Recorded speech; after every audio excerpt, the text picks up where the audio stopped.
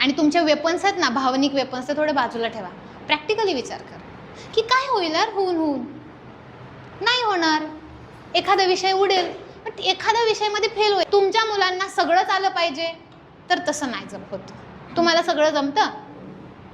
आपला मुलगा दिसायला पण देखणा पाहिजे, आपला मुलगा बोलायला पण सभ्य पाहिजे, आपल्या मुलाला सगळे विषयचं व्यवस्थितच आले पाहिजेत, आपला मुलगा रिस्पेक्टिव्ह पण पाहिजे. नाही होणार. जर तुमचा मुलगा दिसायला बरा आहे आणि अभ्यासात चांगला आहे तर तो उंडगा पण असू शकतो बाहेर. आणि यू हॅव टू ॲक्सेप्ट दिस. तुम्ही पण कुठला कॉम्बो नव्हता ना असा सगळ्या गोष्टींचा, होता का? सगळं जमायचं का तुम्हाला, सगळं चांगलं?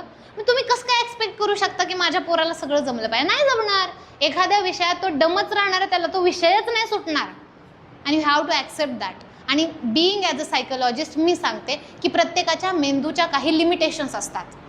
तुम्ही त्याच्या मेंदूमध्ये बदल नाही करू शकत.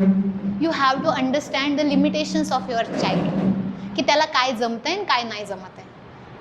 आणि जे जमतंय मग त्याला तुम्ही कशा पद्धतीने पुढे घेऊन जाल हे तुमची रिस्पॉन्सिबिलिटी. काय एक कोच, एक मेंटॉर म्हणून करायचंय त्याला गाईड, काय शिकवत नाही बसायचं. त्याला सांगायचं टीचर्सला, तो मॅथ्समध्ये जरा कच्चा आहे, लक्ष द्या, बघा झालं तर, नाही तर ठीक आहे. एखादा विषय राहिला तर काय होतंय त्याला एवढं?